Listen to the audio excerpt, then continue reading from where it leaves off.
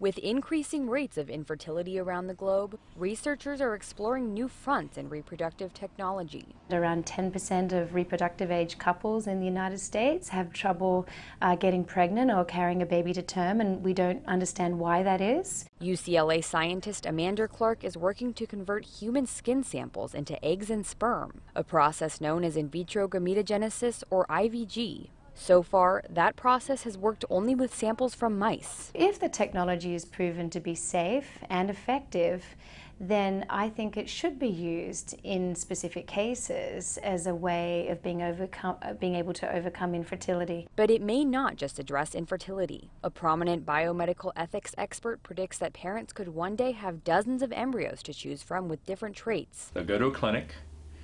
The man will give a sperm sample. The woman will give, instead of eggs, a little bit of a skin sample.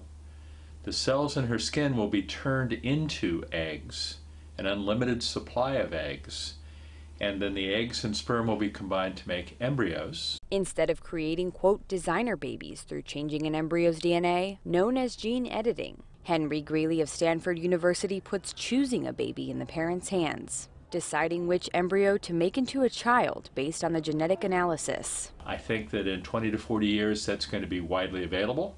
It's going to be effectively free because insurers and governments will want to encourage people to use it, and it's going to change the way we make babies. But many are skeptical that Greeley's theory will become a reality. I do not think IVG will ever replace regular human reproduction, nor do I believe IVG would ever replace in vitro fertilization. Researchers say there are still a host of safety concerns that need to be studied before this process can be tested in humans. Some experts also doubt that people would take advantage of technology to seek out a perfect baby. Here in California, where there are some people who would like to have a baby with as few problems as possible, there are many people in this state, and in fact they're the ones who are having most of the children, who will tell you it's in God's hands. But the prospect is forcing scientists to consider the ethics of parents selecting their offspring. Krista Fourier, Associated Press, Los Angeles.